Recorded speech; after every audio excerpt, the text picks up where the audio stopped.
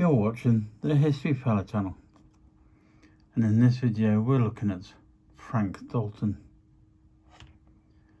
The fragile nature of the office of Marshal and Sheriff have never been more apparent than when applied to the Dalton brothers.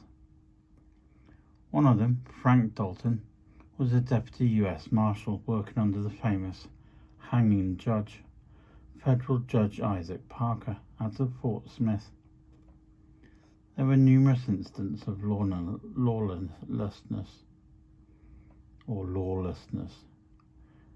and one particular brutal incident happened in Arkansas at the end of November 1887, when two deputy marshals, Frank Dalton and James Cole, left Fort Smith to arrest David Smith for peddling whiskey to Indians. They were to arrest him on the warrant signed by Parker and were to bring him before the court.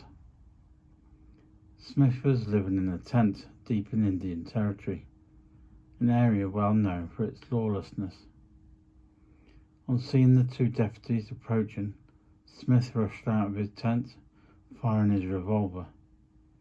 The first shot hitting Frank Dalton in the chest and knocking him from his horse.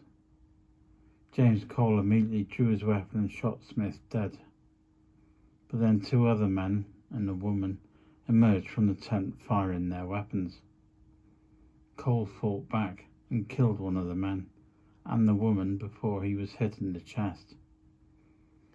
Retiring to a safe distance to reload his weapon and tend to his own wound, he witnessed the remaining gang member, William Trawley, shoot Frank Dalton, first in the mouth and then in the head, as he lay dying on the ground. Cole, although badly hurt, managed to get back to Fort Smith to get help.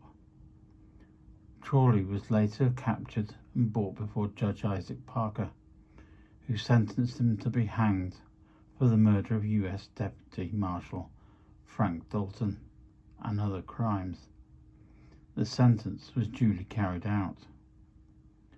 Four of the Frank Dalton's brothers, Bill, Bob, Emmett and Grat, were on the other side of the law and carried out a succession of bank and train robberies before being gunned down during an attempted bank raid in Coffeyville, Kansas. Two of them, Bob and Grat, had served briefly as deputy town marshals in the Indian Territories before being sacked for dishonesty. It was then that they decided that robbing banks and trains was infinitely more lucrative and less dangerous. One survivor of the Coffeyville raid was Emmett Dalton, and he was sentenced to life imprisonment in the Kansas State Penitentiary at Lansing. After serving 14 years, he was released and died in California in 1937.